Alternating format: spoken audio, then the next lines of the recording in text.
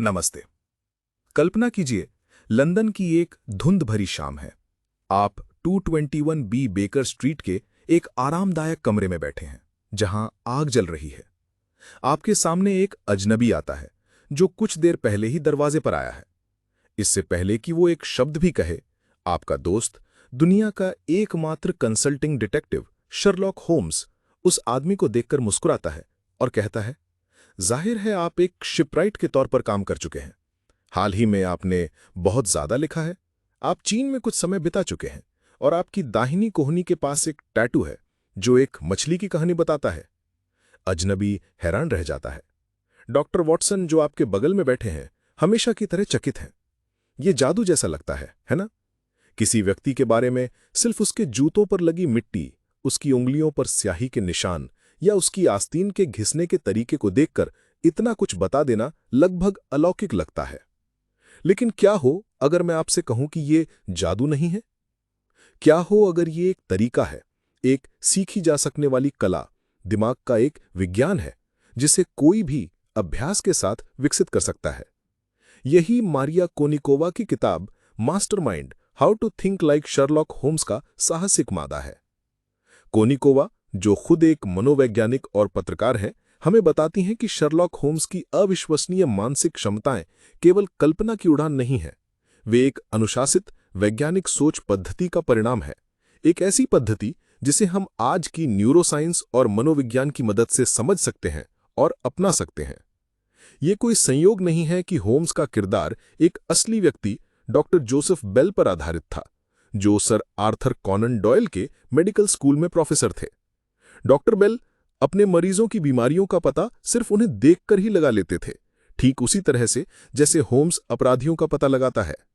तो होम्स की सोच का रहस्य क्या है? यह हमारे दिमाग के काम करने के तरीके को समझने में निहित है। कोनिकोवा इसे समझाने के लिए एक बहुत ही शक्तिशाली ढांचा प्रस्तुत करती हैं, जिसे उन्होंने मनोवैज्ञानिक डैनियल कहनमैन के काम से लिया है। वे हमारे दिमाग में दो ऑपरेटिंग सिस्टम की पहचान करती हैं। एक है सिस्टम वॉटसन और दूसरा है सिस्टम होम्स।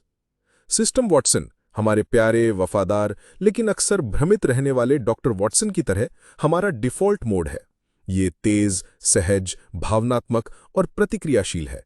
ये हमारा ऑटो पायलट है जो हमें दिन भर के ज्यादातर कामों में मदद करता है, बिना ज्यादा सोचे समझे। जब आप परिचित रास्ते पर गाड़ी चलाते हैं, किसी का चेहरा देखकर तुरंत पहचान लेते हैं या किसी मजाक पर तुरंत हंस पड़ते हैं, तो आप सिस्टम वॉटसन का उपयोग कर रहे होते हैं। ये बहुत कम ऊर्जा खर्च करता है और ज्यादातर समय काफी कुशल होता है। लेकिन इसकी एक बड़ी कमजोरी है। ये गलतियों, पूर्वाग्रहों और जल्दबाजी में निकाले गए निष्कर्षों का शिकार होता है। ये दुनिया को सरल बनाने के लिए शॉर्टकट लेता है और अक्सर महत्वपूर्ण विवरणों को नजरअंदाज कर देता है। संक्षेप में, हम सब स्वाभाविक रूप से डॉक्टर वॉटसन हैं। हम देखते हैं पर हम अवलोकन नहीं करते। फिर आता है सिस्टम होम्स। ये धीमा, व्यवस्थित, तार्किक, व्यापक और सचेत है। ये वो मास्टरमाइंड मोड है जिसे हमें जानबूझकर सक्रिय करना पड़ता है। जब आप कोई मुश्किल गणित की समस्या हल कर रहे होते हैं, एक जटिल रणनीति बना रहे होते हैं या किसी स्थिति के सभी पहलुओं पर सावधानी से विचार कर रहे होते हैं, तो आप सिस्टम होम्स को काम पर लगा रहे होते हैं। ये बहुत अधिक मानसिक ऊर्जा की मांग करता है, इसीलिए हमारा दिमाग इससे बचने की कोशिश करता है। होम्स और वॉटसन के बीच का पूरा अंतर इसी में है। वॉटसन अपनी सहज भावनाओं और पहले छापों पर भरोसा करता है, जबकि होम्स अपने सिस्टम वॉटसन की आवाज को शांत करता है और जानबूझकर अपने सिस्टम होम्स को सक्रिय करता है। वो जानता है कि पहला विचार, सबसे आसान जवाब, अक्सर गलत होता है। इस वीडियो श्रृंखला में हम इसी यात्रा पर निकलेंगे, सिस्टम वॉटसन के ऑटो पायलट से सिस्टम होम्स के सचेत नियंत्रण तक। हम सीखेंगे कि हमारा दिमाग हमें कैसे धोखा देता है और उन धोखों से कैसे बचा जाए। हम अवलोकन की कला, कल्पना की शक्ति और कटौती के विज्ञान का पता लगाएंगे। ये सिर्फ जासूसी के बारे में नहीं है, ये बेहतर निर्णय लेने के, समस्याओं को अधिक रचनात्मक रूप से हल करने के और अपने आसपास की दुनिया को गहरी स्पष्टता के साथ देखने के बारे में है। होम्स की प्रतिभा उसकी बुद्धिमत्ता में उतनी नहीं जितनी उसके अपने दिमाग की कार्यप्रणाली के बारे में जागरूकता में है। वो जानता है कि हम सब डिफ़ॉल्ट रूप से वॉटसन है और वो इस डिफ़ॉल्ट सेटिंग के खिलाफ सक्रिय रूप से विद्रोह करता है। ये समझना कि हमारा दिमाग स्वाभाविक रूप से आलसी है, पहला कदम है। ये कोई व्यक्तिगत विफलता नहीं है, ये एक जैविक वास्तविकता है। हमारा दिमाग ऊर्जा बचाने के लिए बना है। इसलिए जब हमें होम्स की तरह सोचना मुश्किल लगता है तो ये हमारी कमी का संकेत नहीं, बल्कि इस बात का प्रमाण है कि हम अपने दिमाग की प्राकृतिक प्रवृत्ति के खिलाफ जा रहे हैं। ये एक मानसिक मांसपेशी बनाने जैसा है, जिसके लिए निरंतर प्रयास और अभ्यास की आवश्यकता है। तो चलिए सबसे पहले हमारे इस सहज, तेज लेकिन अक्सर गलतियां करने वाले साथी यानी हमारे अंदर के डॉक्टर वॉटसन को करीब से जानते हैं और समझते हैं कि वो हमें कैसे और क्यों गुमराह करता है। हमारे अंदर का डॉक्टर वॉटसन, या जिसे कोनिकोवा सिस्टम वॉटसन कहती हैं, हमारे मानसिक जीवन का डिफ़ॉल्ट ड्राइवर है। ये हमेशा पहिए पर होता है, तेजी से प्रतिक्रिया करता है और हमें बिना किसी सचेत प्रयास के दिन भर नेविगेट करने में मदद करता है। लेकिन ये ड्राइवर थोड़ा लापरवाह है। इसकी प्राथमिकता गति है, सटीकता नहीं। ये ऊर्जा बचाने के लिए शॉर्टकट लेता है और ये शॉर्टकट ही हमें परेशानी में डालते हैं। इन शॉर्टकट को मनोविज्ञान में संज्ञानात्मक पूर्वाग्रह या कॉग्निटिव बायस कहा जाता है। ये हमारे सोचने के तरीके में व्यवस्थित पैटर्न वाली त्रुटियां हैं जो हमें तर्कहीन निर्णय लेने के लिए प्रेरित करती हैं। सिस्टम वॉटसन इन पूर्वाग्रहों का एक खेल का मैदान है। आइए कुछ सबसे आम पूर्वाग्रहों को देखें जो हमारी सोच को विकृत करते हैं। पहला और सबसे शक्तिशाली है पुष्टिकरण पूर्वाग्रह या कॉन्फर्मेशन बायस। ये हमारी उस प्रवृत्ति को संदर्भित करता है जिसमें हम ऐसी जानकारी को ढूंढते हैं, उसकी व्याख्या करते हैं और उसे याद रखते हैं जो हमारे पहले से मौजूद विश्वासों की पुष्टि करती है। हम उन सबूतों को सक्रिय रूप से तलाशते हैं जो हमें सही साबित करते हैं और उन सबूतों को नज़रअंदाज कर देते हैं जो हमें गलत साबित कर सकते हैं। डॉक्टर वॉटसन इसका एक आदर्श उदाहरण है। जब वो किसी मामले को देखते हैं तो वो तुरंत एक कहानी बना लेते हैं और फिर केवल उन सुरागों पर ध्यान केंद्रित करते हैं जो उस कहानी में फिट बैठते हैं। वो उन विवरणों को छोड़ देते हैं जो उसकी कहानी का खंडन करते हैं, जिससे वो अक्सर गलत निष्कर्ष पर पहुंचते हैं। असल जिंदगी में ये तब होता है जब हम केवल उन्हीं समाचार चैनलों को देखते हैं जो हमारी राजनीतिक विचारधारा से मेल खाते हैं, या जब हम किसी व्यक्ति के बारे में अपनी पहली राय बना लेते हैं और फिर केवल उनके व्यवहार के उन पहलुओं पर ध्यान देते हैं जो उस राय को सही ठहराते हैं। अगला है उपलब्धता अनुमानी या अवेलेबिलिटी ह्यूरिस्टिक। ये एक मानसिक शॉर्टकट है जिसमें हम किसी घटना की संभावना का अनुमान इस आधार पर लगाते हैं कि उसका उदाहरण हमारे दिमाग में कितनी आसानी से आता है। अगर हम हाल ही में किसी विमान दुर्घटना के बारे में सुनते हैं तो हम हवाई यात्रा के जोखिम को बढ़ा चढ़ाकर आंकने लगते हैं, भले ही सांख्यिकीय रूप से ये परिवहन का सबसे सुरक्षित तरीका हो।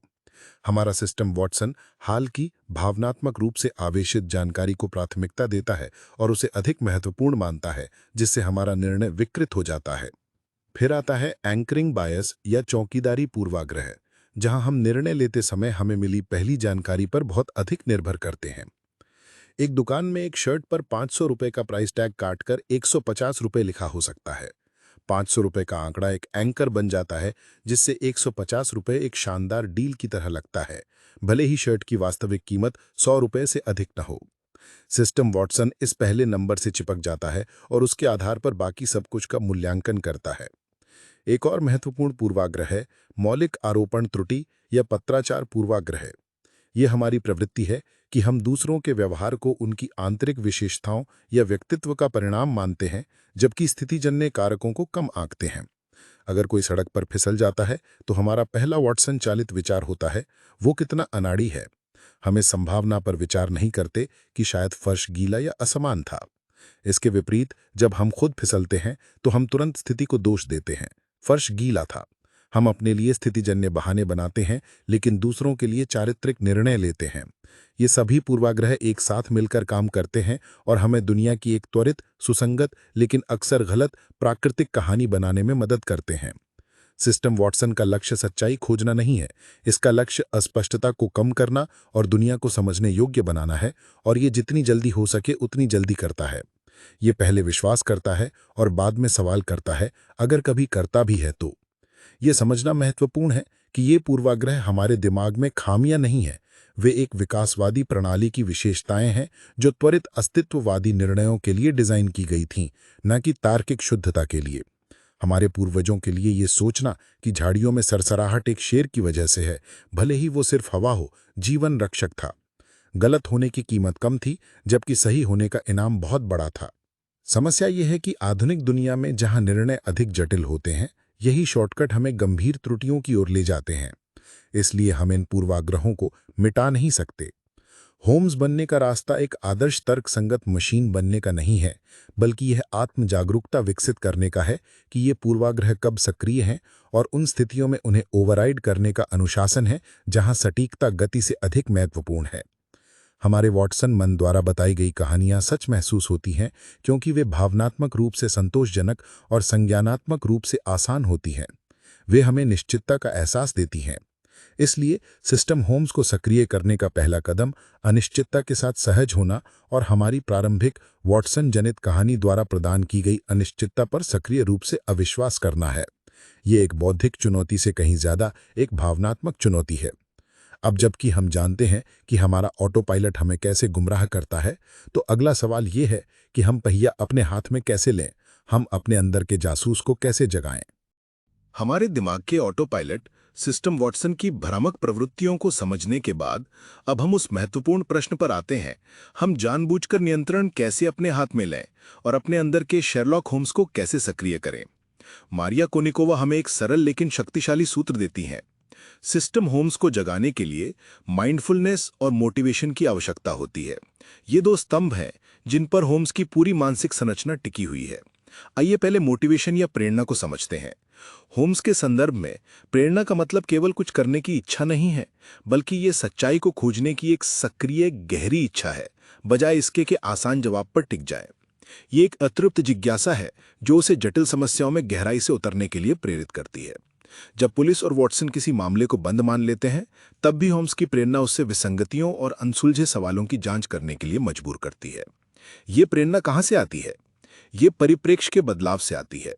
जहां सिस्टम वॉटसन चुनौतियों को एक खतरे के रूप में देखता है, एक ऐसी स्थिति जहां हमारी अयोग्यता उजागर हो सकती है, वहीं सिस्टम होम्स चुनौतियों को एक दिलचस्प पहेली के रूप में देखता है जिसे हल किया जाना है।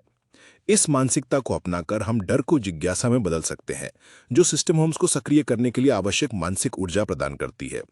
दूसरा और शायद सबसे महत्वपूर्ण स्तंभ माइंडफुलनेस या सचेतनता है। कोनिकोवा के लिए ये कोई अस्पष्ट आध्यात्मिक अवधारणा नहीं है, बल्कि ये वर्तमान क्षण पर अपने विचारों और अपने परिवेश पर सक्रिय गैर निर्णायक ध्यान देने का ठोस अभ्यास है। ये सिस्टम वॉटसन के ऑटो पायलट का सटीक मारक है। जब हम सचेत होते हैं तो हम अपने दिमाग को भटकने नहीं देते। हम जो कर रहे हैं उसमें पूरी तरह से लगे हुए हैं। माइंडफुलनेस का एक महत्वपूर्ण पहलू मल्टीटास्किंग के भ्रम को समझना है। आधुनिक न्यूरोसाइंस हमें दिखाता है कि हमारा दिमाग वास्तव में एक साथ कई कामों पर ध्यान केंद्रित नहीं कर सकता है। जिसे हम मल्टीटास्किंग कहते हैं, वो वास्तव में तेजी से एक काम से दूसरे काम पर स्विच करना है। ये प्रक्रिया न केवल हर काम में हमारे प्रदर्शन को खराब करती है, बल्कि हमारी याददाश्त को भी कमजोर करती है और हमारे समग्र कल्याण को नुकसान पहुंचाती है। शेरलॉक होम्स कभी मल्टीटास्क नहीं करते। जब वे किसी सुराग की जांच कर रहे होते हैं तो वो पूरी तरह से उसी पर केंद्रित होते हैं। वे अपने फोन की जांच नहीं कर रहे होते या रात के खाने के बारे में नहीं सोच रहे होते।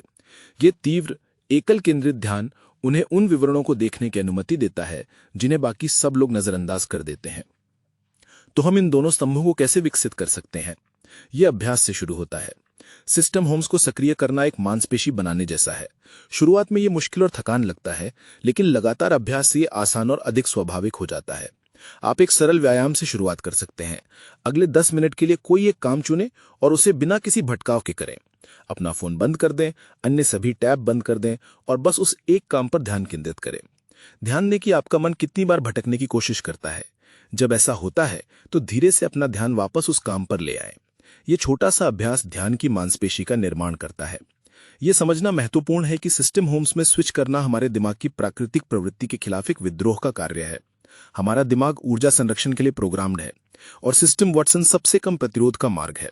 इसलिए हर बार जब हम सचेत विचारशील चिंतन में संलग्न होने का विकल्प चुनते हैं तो हम ऊर्जा बचाने की एक प्रबल जैविक अनिवार्यता के खिलाफ सक्रिय रूप से जोर लगा रहे होते हैं। इस परिप्रेक्ष्य से होम्स की तरह सोचने की कठिनाई को पुनर्परिभाषित किया जाता है। जब यह हमें मुश्किल लगता है तो ये कोई व्यक्तिगत विफलता नहीं है, ये चीजों की प्राकृतिक स्थिति है। यह अंतर्दृष्टि प्रोत्साहन है, क्योंकि ये प्रयास को कमी के संकेत के बजाय एक नेक संघर्ष के रूप में प्रस्तुत करती है। होम्स के संदर्भ में सचेतनता का लक्ष्य विश्राम या मन को खाली करना नहीं है, बल्कि मन को वर्तमान क्षण से उच्च गुणवत्ता प्रासंगिक डेटा से भरना है। होम्स की माइंडफुलनेस गहन डेटा संग्रह का एक उपकरण है। वे अपने मन को खाली नहीं कर रहे हैं, वे इसे एक लेंस की तरह केंद्रित कर रहे हैं ताकि अपने परिवेश के हर विवरण को बिना किसी विकृति के पकड़ सकें। ये एक महत्वपूर्ण अंतर है। लक्ष्य शांति नहीं बल्कि स्पष्टता है। ये हमें क्रिटिकल थिंकिंग के संदर्भ में सचेतनता के विशिष्ट प्रायोगिक अनुप्रयोग को समझने में मदद करता है। इसे कल्याण के क्षेत्र से बाहर निकालकर बौद्धिक मजबूती के एक उपकरण के रूप में स्थापित करता है। तो प्रेरणा और सचेतनता के इन उपकरणों से सुसज्जित होकर अब हम होम्स की विचार प्रक्रिया के अगले चरण में प्रवेश करने के लिए तैयार हैं। हमारे दिमाग के सबसे महत्वपूर्ण हिस्से ब्रेन अटारी का निर्माण और प्रबंधन। शर्लॉक होम्स की विचार प्रक्रिया के केंद्र में एक शक्तिशाली रूपक है जिसे वह ब्रेन अटारी या दिमागी अटारी कहते हैं। अ स्टडी इन स्कारलेट में वह डॉक्टर वॉटसन को समझाते हैं, मैं मानता हूं कि एक आदमी का दिमाग मूल रूप से एक छोटी खाली अटारी की तरह होता है और आपको इसे अपनी पसंद के फर्नीचर से भरना होता है। मारिया कोनिकोवा इस रूपक का उपयोग याददाश्त के कामकाज को समझाने के लिए करती हैं और ये आश्चर्यजनक रूप से आधुनिक मनोविज्ञान की समझ के साथ मेल खाता है। ये रूपक याददाश्त को एक निष्क्रिय गुण, जैसे मेरी याददाश्त अच्छी है या बुरी है, से एक सक्रिय नियंत्रणीय कौशल में बदल देता है। ये हमें बताता है कि एक खराब याददाश्त अक्सर एक खराब संगठित अटारी का परिणाम होती है, जो एक हल करने योग्य समस्या है। अटारी के दो मुख्य घटक हैं, सामग्री यानी कंटेंट्स और संरचना यानी स्ट्रक्चर। सामग्री वह जानकारी, यादें और अनुभव हैं जिन्हें हम संग्रहित करते हैं। संरचना वह तरीका है जिससे उस जानकारी को व्यवस्थित और लेबल किया जाता है ताकि जरूरत पड़ने पर उसे आसानी से पाया जा सके। यहीं पर सिस्टम वॉटसन और सिस्टम होम्स के बीच का अंतर सबसे स्पष्ट हो जाता है। वॉटसन अटारी हमारा डिफॉल्ट मोड है। ये एक अव्यवस्थित, अस्त व्यस्त कबाड़ खाना है। जैसा कि होम्स कहते हैं, एक मूर्ख अपने रास्ते में आने वाली हर तरह की लकड़ी को अंदर ले लेता है। जानकारी को निष्क्रिय रूप से संग्रहित किया जाता है, इस आधार पर कि क्या भावनात्मक रूप से आकर्षक है, नया है या बस हमारे सामने आया है। इसका परिणाम एक अव्यवस्थित ढेर होता है जहां उपयोगी ज्ञान बेकार की चीजों के नीचे दब जाता है। जब हमें किसी महत्वपूर्ण तथ्य की आवश्यकता होती है तो हम उसे ढूंढ नहीं पाते क्योंकि वह कबाड़ में कहीं खो गया है। इसके विपरीत होम्स अटारी एक जानबूझकर किया गया निर्माण है। कुशल कारीगर इस बात का बहुत ध्यान रखता है कि क्या वह अपनी दिमागी अटारी में ले जाता है। इसमें केवल उपयोगी उपकरण होते हैं और वे सभी सही क्रम में होते हैं। होम्स सचेत रूप से तय करते हैं कि क्या याद रखना महत्वपूर्ण है और इसे सक्रिय रूप से व्यवस्थित करते हैं। वे चयनात्मक हैं। वे सौर मंडल के बारे में तथ्यों को नजरअंदाज कर सकते हैं क्योंकि यह उनके काम के लिए अप्रासंगिक है, लेकिन वह लंदन की मिट्टी के प्रकारों या विभिन्न सिगार की राख के बारे में हर विवरण को याद रखेंगे। तो हम अपनी खुद की होम्स अटारी कैसे बना सकते हैं? इसके लिए 3 मुख्य चरण हैं। पहला चरण, चयनात्मक बने। आप सब कुछ याद नहीं रख सकते और आपको करना भी नहीं चाहिए। सक्रिय रूप से तय करें कि कौन सी जानकारी उपयोगी फर्नीचर है और कौन सी कबाड़। इसके लिए यह जानना आवश्यक है कि आपके लक्ष्य क्या है। यदि आप एक निवेशक बनना चाहते हैं तो वित्तीय विवरणों को समझना महत्वपूर्ण फर्नीचर है। यदि आप एक माली बनना चाहते हैं तो विभिन्न पौधों की जरूरतों को जानना आवश्यक फर्नीचर है। अपनी अटारी को अपने लक्ष्यों के अनुरूप बनाएं। दूसरा चरण, भंडारण के दौरान सचेत रहें।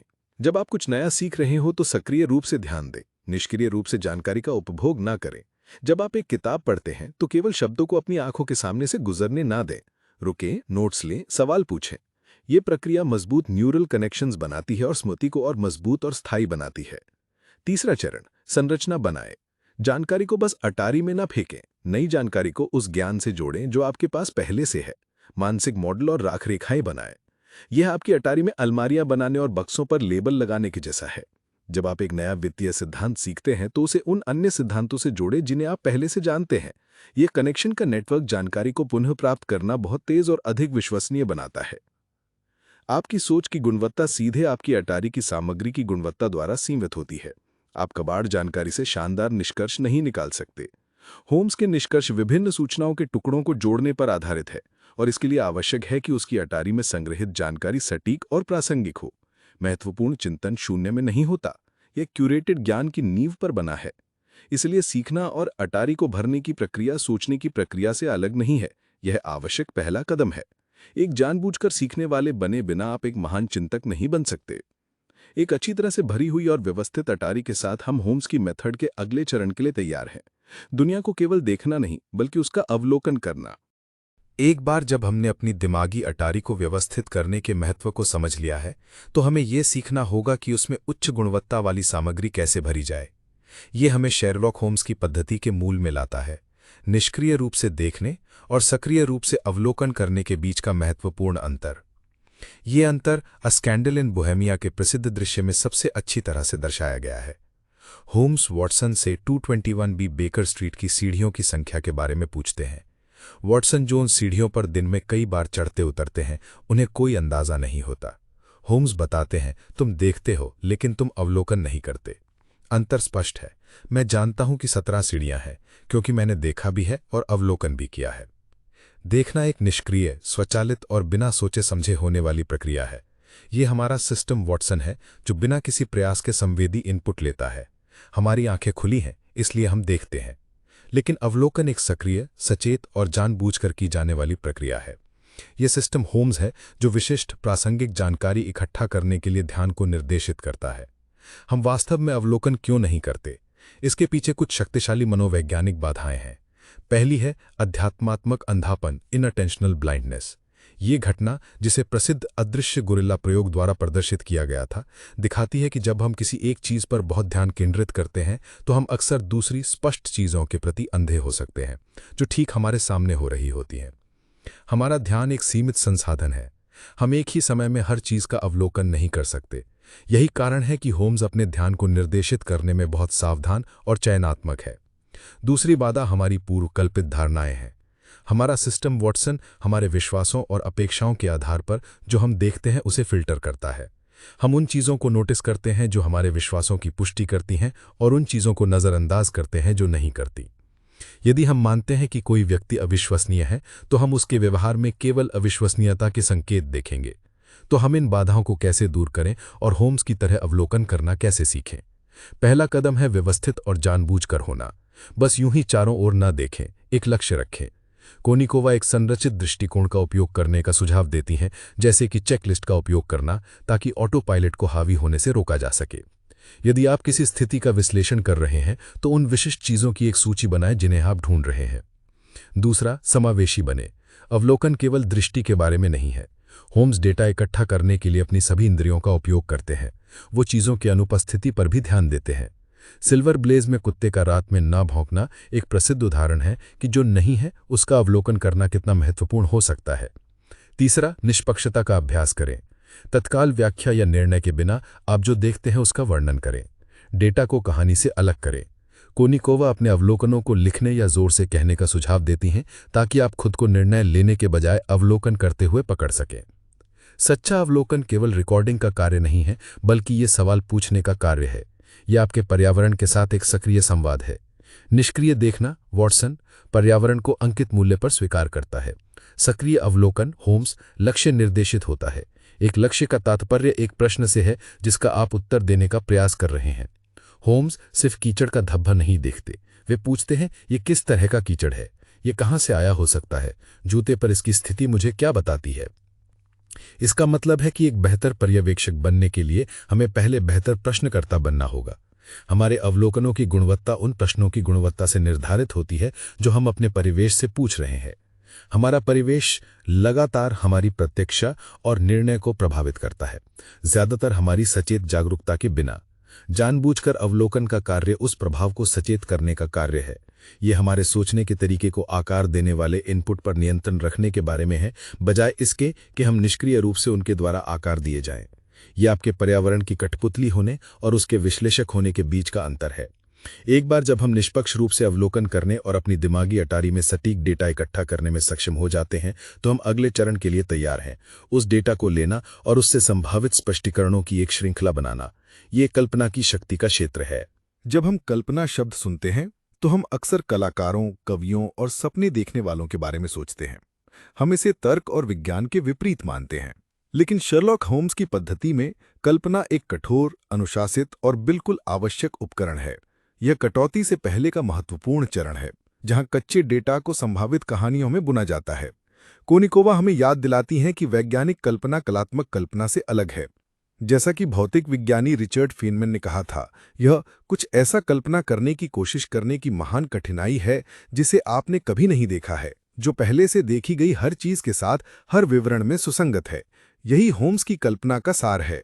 जहां वॉटसन और पुलिस पहले उपलब्ध स्पष्टीकरण पर कूद पड़ते हैं, वहीं होम्स अपनी कल्पना का उपयोग विभिन्न संभावित परिदृश्यों का निर्माण करने के लिए करते हैं जो देखे गए तथ्यों की व्याख्या कर सकते हैं। यह उसे बहुत जल्दी एक ही संभावित रूप से गलत सिद्धांत में फंसने से रोकता है। यह पुष्टिकरण पूर्वाग्रह का मुकाबला करने का एक शक्तिशाली तरीका है। इस चरण का लक्ष्य तुरंत सही होना नहीं है, बल्कि संभावनाओं के क्षेत्र का पता लगाना है। होम्स इस तरह की रचनात्मक तार्किक सोच को कैसे बढ़ावा देता है? उसकी एक प्रमुख तकनीक दूरी की शक्ति का उपयोग करना है। जब होम्स किसी मामले में फंस जाता है तो वह अक्सर कुछ ऐसा करता है जो पूरी तरह से असंबंधित लगता है। वह वायलिन बजाता है, अपना पाइप पीता है या बस अपनी कुर्सी पर चुपचाप बैठ जाता है। यह आलस्य नहीं है, यह एक सक्रिय संज्ञानात्मक रणनीति है। मनोविज्ञान में इसे डिस्टेंसिंग कहा जाता है। समस्या से शारीरिक दूरी बनाना, जैसे टहलने जाना, या मानसिक दूरी बनाना, जैसे किसी और चीज पर काम करना, हमारे अवचेतन मन को पृष्ठभूमि में काम करने की अनुमति देता है। यह हमें कठोर सोच पैटर्न, जिसे कार्यात्मक स्थिरता कहा जाता है, से मुक्त होने में मदद करता है और हमें नए कनेक्शंस देखने की अनुमति देता है। जब हम किसी समस्या पर बहुत करीब से ध्यान केंद्रित करते हैं तो हम अक्सर जंगल के लिए पेड़ों को देखने में असफल रहते हैं। दूरी हमें एक नया दृष्टिकोण प्रदान करती है। दूसरी तकनीक एक खुला और भरा हुआ दिमाग रखना है। यह हमें वापस ब्रेन अटारी की अवधारणा पर ले जाता है। कल्पना शून्य में काम नहीं करती है, इसे काम करने के लिए कच्चे माल की आवश्यकता होती है। ज्ञान का एक व्यापक आधार, विभिन्न क्षेत्रों से तथ्य, कहानियां और मॉडल कल्पना को नए विचारों में पुनर्संयोजित करने के लिए अधिक तत्व प्रदान करता है। इसके साथ ही एक खुले दिमाग की आवश्यकता है, नए विचारों और अनुभवों को अपनाने की इच्छा।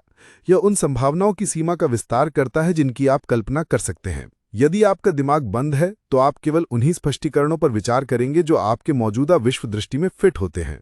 वैज्ञानिक संदर्भ में कल्पना तथ्यों के साथ रचनात्मक होने का एक अनुशासित कार्य है, न कि उनके बावजूद। होम्स की कल्पना वास्तविकता से बंधी हुई है। असली कौशल केवल विचार उत्पन्न करना नहीं है, बल्कि ऐसे विचार उत्पन्न करना है जो डेटा को देखते हुए उपन्यास और प्रशंसनीय दोनों हैं। यह रचनात्मक विस्तार, क्या हो सकता था, और तार्किक संकुचन, लेकिन क्या यह मेरे द्वारा देखे गए तथ्यों से मेल खाता है, के बीच एक निरंतर आगे पीछे की प्रक्रिया है। यह संभावना और संभाव्यता के बीच एक गतिशील नृत्य है। इसके अलावा एक गहरा सबक यह है कि डाउन टाइम बर्बाद समय नहीं है, यह सक्रिय समस्या समाधान प्रक्रिया का एक अनिवार्य हिस्सा है। हमारी संस्कृति का निरंतर उत्पादकता का जुनून गहरी सोच के लिए प्रतिकूल है। होम्स की तरह अधिक सोचने के लिए हमें काम और आराम के साथ अपने संबंध को मौलिक रूप से बदलना होगा। हमें अनफोकस की अवधियों को उतनी ही कठोरता से निर्धारित और संरक्षित करना चाहिए जितनी कठोरता से हम बैठक निर्धारित करते हैं, उन्हें संज्ञानात्मक वर्कफ्लो के एक महत्वपूर्ण हिस्से के रूप में पहचानते हुए। एक बार जब कल्पना ने हमें कई संभावित रास्ते प्रदान कर दिए हैं, तो हम होम्स की मेथड के अंतिम निर्णायक चरण में प्रवेश करने के लिए तैयार हैं, कटौती का विज्ञान, जहां हम संभावनाओं के जंगल से सत्य के एकल मार्ग को उजागर करते हैं। कल्पना ने हमें संभावनाओं का एक विस्तृत परिदृश्य प्रदान किया है। अब समय आ गया है कि हम शर्लॉक होम्स के सबसे प्रसिद्ध कौशल, कटौती का उपयोग करें। ये वो तार्किक फिल्टर है जो कई परिकल्पनाओं को लेता है और उन्हें एक एकल, सिद्ध सत्य तक कम कर देता है। ये होम्स की पद्धति का अंतिम और सबसे निर्णायक चरण है। कटौती क्या है? सरल शब्दों में, ये सामान्य सिद्धांतों और ज्ञात साक्ष्यों से एक विशिष्ट निष्कर्ष निकालने की प्रक्रिया है। ये कल्पना के रचनात्मक विस्तारवादी चरण के बाद लागू होने वाला तार्किक संकुचन चरण है। यदि कल्पना पूछती है कि क्या हो सकता है, तो कटौती पूछती है क्या होना चाहिए। इस प्रक्रिया का केंद्र होम्स का सबसे प्रसिद्ध सिद्धांत है, जिसे उन्होंने कई बार दोहराया है। जब आप असंभव को समाप्त कर देते हैं, तो जो कुछ भी बचता है, चाहे वो कितना भी असंभाव्य क्यों न हो, वही सत्य होना चाहिए। आइए इस शक्तिशाली सूत्र को तोड़ें। पहला चरण, सभी संभावनाओं पर विचार करें। यह कल्पना के चरण से आता है। आप विकल्पों को समाप्त नहीं कर सकते यदि आपने उन्हें पहले उत्पन्न ही नहीं किया है। यहीं पर वॉटसन और पुलिस अक्सर विफल हो जाते हैं। वे पहली प्रशंसनीय कहानी पर रुक जाते हैं और अन्य विकल्पों पर विचार ही नहीं करते। दूसरा चरण, प्रत्येक संभावना का तथ्यों के विरुद्ध परीक्षण करें। यह सबसे कठोर हिस्सा है। प्रत्येक परिकल्पना के लिए होम्स पूछते हैं, क्या ये कहानी मेरे द्वारा देखे गए सभी सबूतों से मेल खाती है? सिर्फ कुछ से नहीं, बल्कि सभी से। एक भी विरोधाभासी तथ्य एक सिद्धांत को कमजोर कर सकता है। तीसरा चरण, असंभव को समाप्त करें।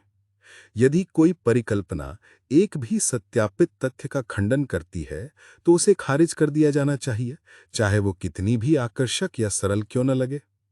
ये बौद्धिक ईमानदारी का एक क्रूर कार्य है। चौथा चरण, सत्य पर पहुंचें। अंतिम शेष परिकल्पना ही उत्तर है, चाहे वो कितनी भी अजीब या अप्रत्याशित क्यों न लगे। ये होम्स की पद्धति का एक महत्वपूर्ण हिस्सा है। वो अपनी अंतरात्मा या सहज ज्ञान पर भरोसा नहीं करता, वो प्रक्रिया पर भरोसा करता है। इस प्रक्रिया का एक मुख्य उद्देश्य प्राकृतिक कहानी के जाल से बचना है। जैसा कि हमने पहले चर्चा की, हमारा सिस्टम वॉटसन सबसे प्रशंसनीय या सरल व्याख्या से चिपकना पसंद करता है और विरोधाभासी सबूतों को नजरअंदाज कर देता है। होम्स की कटौती पद्धति इस प्रवृत्ति के खिलाफ एक कठोर बचाव है। वो खुद को सभी सबूतों को समान महत्व देने और सक्रिय रूप से असंगत सबूतों की तलाश करने के लिए मजबूर करता है। वो सबूत जो उसके पसंदीदा सिद्धांत को गलत साबित कर सकता है। आइए एक सरल उदाहरण देखते हैं। एक कमरे में एक टूटी हुई खिड़की, फर्श पर कीचड़ भरे पैरों के निशान और एक गायब हार है। वॉटसन का सिस्टम वॉटसन तुरंत निष्कर्ष निकालता है, एक चोर खिड़की से अंदर आया और हार चुरा लिया। ये एक सरल प्राकृतिक कहानी है। लेकिन होम्स एक और तथ्य का अवलोकन करता है, घर का कुत्ता भौंका नहीं था। अब वो अपनी कटौती प्रक्रिया लागू करता है। परिकल्पना एक अजनबी चोर। परीक्षण, क्या ये सभी तथ्यों से मेल खाता है? नहीं।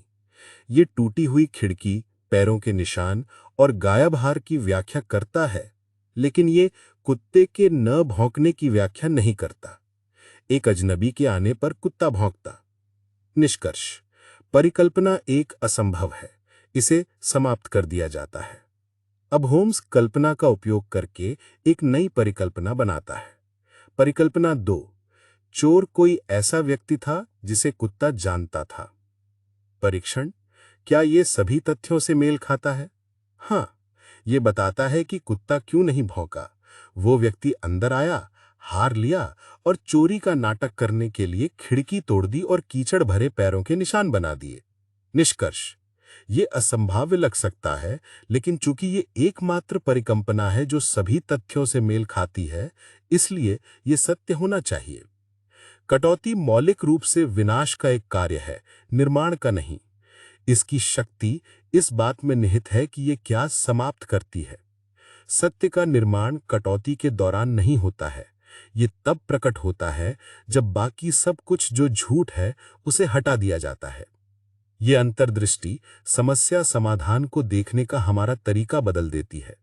सीधे सही उत्तर खोजने की कोशिश करने के बजाय होम्स की विधि बताती है कि ये अक्सर उन उत्तरों को निश्चित रूप से गलत साबित करने पर ध्यान केंद्रित करने के लिए अधिक प्रभावी हो सकता है। ये जटिल समस्याओं के लिए एक अधिक प्रबंधनीय और कम डरावना दृष्टिकोण हो सकता है। होम्स के सूत्र का असंभाव्य वाला हिस्सा हमारे वॉटसन ड्राइवन दिमाग की सरल परिचित स्पष्टीकरणों की इच्छा के लिए एक सीधी चुनौती है। यह हमें एक ऐसे निष्कर्ष को स्वीकार करने के लिए मजबूर करता है जिसे हमारी अंतरात्मा केवल इसलिए अस्वीकार कर सकती है क्योंकि वो अजीब या असंभावित है। यह दर्शाता है कि कैसे वैज्ञानिक पद्धति के लिए हमें अपनी अंतर्ज्ञान की भावनाओं पर, प्रक्रिया पर भरोसा करने की आवश्यकता है। सत्य को सुखी, परिचित या सहज तरीके से समझ में आने की जरूरत नहीं है। इसे केवल उन्मूलन की एक कठोर प्रक्रिया के बाद अंतिम संभावना के रूप में खड़ा होना होगा। यह बौद्धिक विनम्रता में एक गहरा सबक है। शर्लॉक होम्स की तरह सोचना सीखना कोई मंजिल नहीं बल्कि एक यात्रा है। ये एक ऐसी मानसिकता को अपनाना है जिसे एक बार हासिल करने के बाद भुलाया नहीं जा सकता। ये एक सतत प्रक्रिया है, एक अंतहीन शिक्षा। होम्स ने खुद वॉटसन से कहा था, शिक्षा कभी खत्म नहीं होती, ये पाठों की एक श्रृंखला है जिसमें सबसे बड़ा पाठ अंत के लिए होता है। ये मानसिकता सिस्टम होम्स को बनाए रखने और तेज करने की कुंजी है। इस सतत सुधार की नींव में एक अवधारणा है जिसे कोनिकोवा ने मनोवैज्ञानिक कैरोल ड्वेक के काम से लिया है, विकास मानसिकता। विकास मानसिकता ये विश्वास है कि हमारी क्षमताओं जैसे कि बुद्धिमत्ता को समर्पण और कड़ी मेहनत के माध्यम से विकसित किया जा सकता है। ये उस मूल विश्वास के बिल्कुल विपरीत है जिसे निश्चित मानसिकता यानी फिक्स्ड माइंडसेट कहा जाता है, जो ये मानती है कि हमारी क्षमताएं जन्म से ही स्थिर और अपरिवर्तनीय है। निश्चित मानसिकता परम वॉटसन जाल है। ये हमें चुनौतियों से बचने के लिए प्रेरित करती है, क्योंकि असफलता हमारी कम क्षमता को उजागर कर देगी। प्रयास को हतोत्साहित करती है, क्योंकि अगर आप वास्तव में प्रतिभाशाली हैं तो आपको प्रयास करने की आवश्यकता नहीं होनी चाहिए, और हमें प्रतिक्रिया से सीखने से रोकती है। इसके विपरीत विकास मानसिकता वो आधार है जिस पर होम्स की पूरी परियोजना टिकी हुई है। ये विश्वास कि हम बेहतर हो सकते हैं हमें अभ्यास करने, चुनौतियों का सामना करने और अपनी गलतियों से सीखने के लिए प्रेरित करता है। ये सीखने की प्रक्रिया सफलता और असफलता दोनों से होती है। होम्स किसी मामले को सुलझाने के बाद बस आगे नहीं बढ़ जाता। वो इस पर विचार करता है कि उसने क्या सही किया, और इससे भी महत्वपूर्ण बात, उसने क्या गलत किया या क्या चूक गया। वो इस अनुभव का उपयोग अपनी दिमागी अटारी को नए ज्ञान के साथ अद्यतन करने के लिए करता है। इसकी तुलना वॉटसन से करें, जो अक्सर अपनी गलती से सीखने के बजाय अपने अहंकार को शांत करने की कोशिश करता है। ये एक महत्वपूर्ण अंतर है कि दोनों प्रणालियां प्रतिक्रिया को कैसे संभालती हैं। सिस्टम होम्स प्रतिक्रिया को विकास के लिए डेटा के रूप में देखता है, सिस्टम वॉटसन इसे व्यक्तिगत निर्णय के रूप में देखता है। सच्ची महारत के लिए बौद्धिक विनम्रता की आवश्यकता होती है। ये जागरूकता कि आप सब कुछ नहीं जानते हैं और आपके वर्तमान विश्वास गलत हो सकते हैं। ये विनम्रता उस आजीवन जिज्ञासा को बढ़ावा देती है जो दिमागी अटारी को भरते रहने और अपनी धारणाओं को चुनौती देते रहने के लिए आवश्यक है। दिमागी अटारी के रूपक पर वापस लौटते हुए इसे केवल भरना ही काफी नहीं है, आपको इसका रखरखाव भी करना होगा। इसका मतलब है कि समय समय पर समीक्षा करना कि आप क्या जानते हैं, पुरानी जानकारी यानी कबाड़ को त्यागना और नए अनुभवों के प्रकाश में अपने मानसिक मॉडलों को पुनर्गठित करना। होम्स की पद्धति में एक अंतर्निहित फीडबैक लूप है जो निरंतर सुधार के लिए आवश्यक है, जो इसे एक एंटी फ्रैजाइल सिस्टम बनाता है। प्रक्रिया है अवलोकन, कल्पना, कटौती, निष्कर्ष। लेकिन जैसा कि कोनिकोवा बताती हैं, ये एक पुनरावृत्ति प्रक्रिया है जहां आपको फिर से शुरू करने की आवश्यकता हो सकती है। प्रत्येक निष्कर्ष, चाहे सही हो या गलत, नया डेटा प्रदान करता है। एक सफल कटौती एक विधि को मजबूत करती है, एक असफलता अवलोकन, कल्पना या तर्क में एक दोष को उजागर करती है। इस नए डेटा का उपयोग फिर दिमागी अटारी को अद्यतन करने के लिए और अगली समस्या के लिए प्रक्रिया को परिष्कृत करने के लिए किया जाता है। ये एक आत्म सुधारक, लगातार सुधार करने वाला लूप बनाता है। प्रणाली केवल त्रुटियों का सामना नहीं करती, ये उनसे सीखती है और मजबूत होती है। दिलचस्प बात यह है कि वॉटसन की उपस्थिति केवल एक कथात्मक सुविधा नहीं है, वो होम्स की अपनी सीखने की प्रक्रिया का एक आवश्यक घटक है। वॉटसन के साथ होम्स को लगातार अपने तर्क को चमकाना पड़ता है और ये सुनिश्चित करना पड़ता है कि सब कुछ ठीक से काम कर रहा है। ये उसके दिमाग में इतना स्पष्ट होना चाहिए कि वो इसे आसानी से अपने दोस्त को समझा सके। ये सीखने की फाइनमेंट टेक्निक के साथ संरेखित है। आप वास्तव में कुछ तब तक नहीं समझते जब तक आप इसे किसी और को सरलता से नहीं समझा सकते। वॉटसन बुद्धिमान लेकिन गैर विशेषज्ञ दर्शक के रूप में होम्स को अपनी सहज छलांगों को स्पष्ट करने और अपनी तार्किक श्रृंखलाओं की जांच करने के लिए मजबूर करता है। वो आत्म सुधार प्रक्रिया का बाहरी अवतार है। इसका तात्पर्य यह है कि अपनी सोच पर वास्तव में महारत हासिल करने के लिए हमें अपने खुद के वॉटसन की आवश्यकता है। ऐसे लोग जिनसे हम अपने तर्क के माध्यम से बात कर सकें, जो हमें अस्पष्ट अंतर्ज्ञान से तेज और संचारित तर्क के बढ़ने के लिए मजबूर करें। एकाकी प्रतिभा एक मिथक है, सोच संचार के माध्यम से परिष्कृत होती है। इस अनंत शिक्षा की मानसिकता के साथ अब हम होम्स की पद्धति को अपनी दुनिया में लागू करने के लिए तैयार हैं। अब तक हमने शेरलॉक होम्स की सोच के पीछे के मनोविज्ञान को समझा है, सिस्टम वॉटसन की गलतियों से लेकर सिस्टम होम्स की अनुशासित शक्ति तक। लेकिन ये ज्ञान तब तक अधूरा है जब तक हम इसे 19वीं सदी के लंदन की धुंध भरी गलियों से निकालकर अपनी 21वीं सदी की जटिल दुनिया में लागू नहीं करते। होम्स की पद्धति केवल अपराध सुलझाने के लिए नहीं है, ये जीवन की किसी भी चुनौती का सामना करने के लिए एक सार्वभौमिक ढांचा है। आइए कोनिकोवा द्वारा उल्लिखित पूर्ण, 5 चरणीय वैज्ञानिक पद्धति को संक्षेप में दोहराएं। परिभाषित करें, अवलोकन करें, परिकल्पना करें, परीक्षण या कटौती करें और परिष्कृत करें। अब देखते हैं कि यह हमारे पेशेवर और व्यक्तिगत जीवन में कैसे काम करता है। अपने पेशेवर जीवन में समस्या समाधान के लिए इस पद्धति को लागू करें। कल्पना कीजिए कि आपके प्रोजेक्ट में कोई संकट आ गया है। सिस्टम वॉटसन की प्रतिक्रिया घबराहट, दोषारोपण और त्वरित बिना सोचे समझे समाधान की तलाश होगी। सिस्टम होम्स का दृष्टिकोण अलग होगा। सबसे पहले परिभाषित करें, वास्तविक समस्या क्या है, ना कि केवल लक्षण। क्या ये एक तकनीकी विफलता है, एक संचार टूटन है या एक गलत रणनीति है? दूसरा, अवलोकन करें, बिना किसी पूर्वाग्रह के सभी डेटा इकट्ठा करें। सभी संबंधित लोगों से बात करें, रिपोर्ट पढ़ें और अपनी धारणाओं को अलग रखें। तीसरा, परिकल्पना करें, संकट के कई संभावित कारणों की कल्पना करें। क्या ये एक ही कारण है या कई कारकों का संयोजन है? चौथा, परीक्षण या कटौती करें, प्रत्येक परिकल्पना का साक्ष्य के विरुद्ध परीक्षण करें।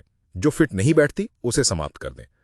अंत में परिष्कृत करें, अपने निष्कर्षों के आधार पर एक समाधान विकसित करें और उसे लागू करें और परिणामों की निगरानी करें ताकि आवश्यकता अनुसार अपनी रणनीति को परिष्कृत किया जा सके। ये दृष्टिकोण बड़े निर्णयों पर भी लागू होता है, जैसे कि करियर बदलना। अपनी अंतरात्मा या कि वॉटसन के साथ जाने के बजाय सक्रिय रूप से प्रत्येक विकल्प के फायदे और नुकसान का अवलोकन करें।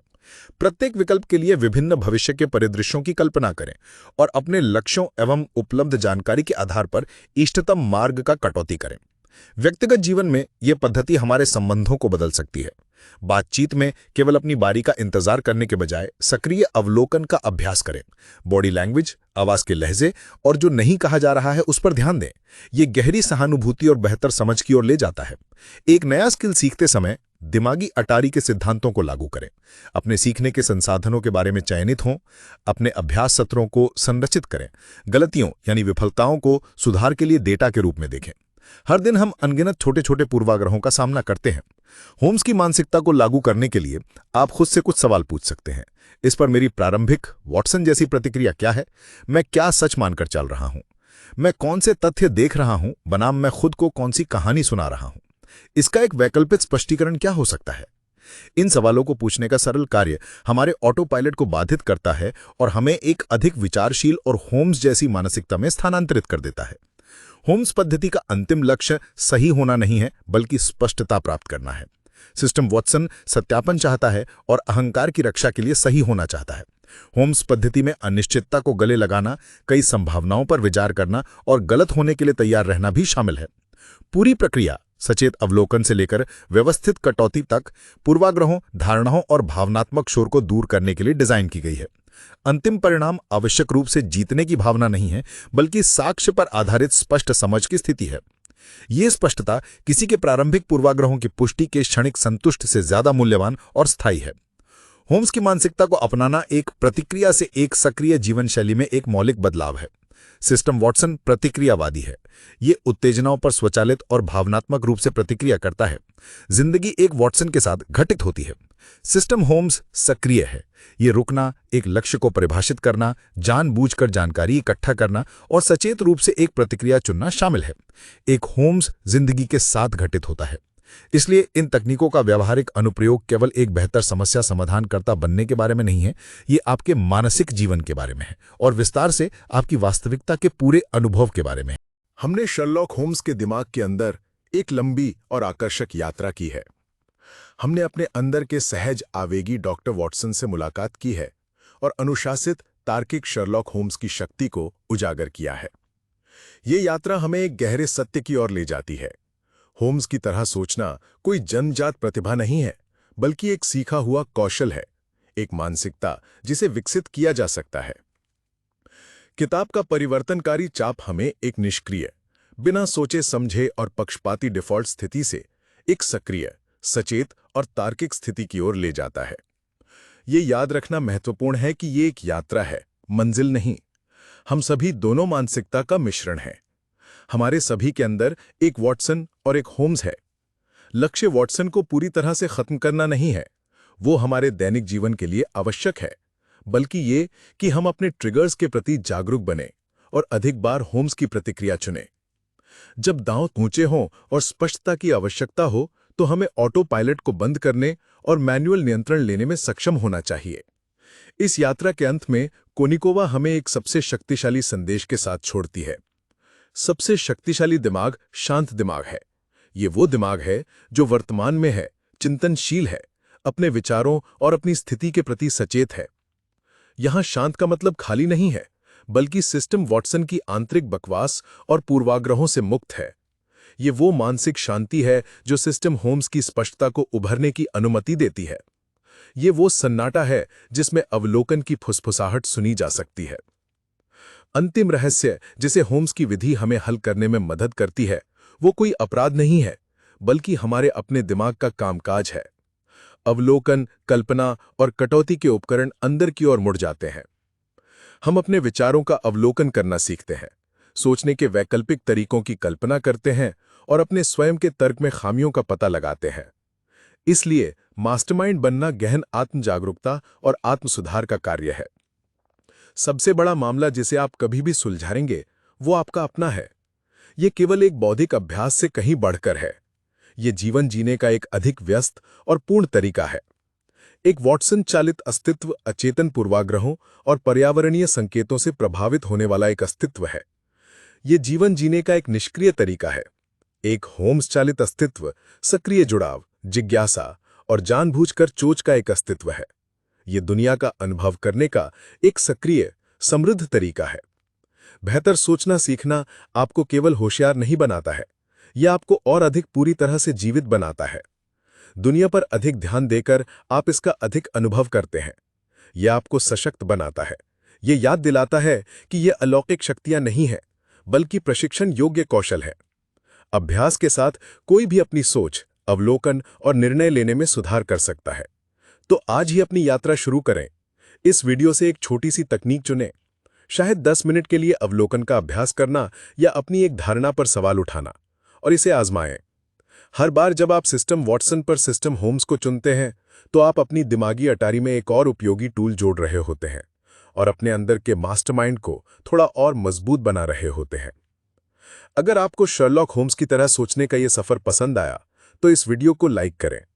कमेंट्स में हमें बताएं कि आप कौन सी तकनीक सबसे पहले आजमाने वाले हैं, और ऐसे ही दिमाग को तेज करने वाले कंटेंट के लिए हमारे चैनल को सब्सक्राइब करना ना भूलें। देखने के लिए धन्यवाद।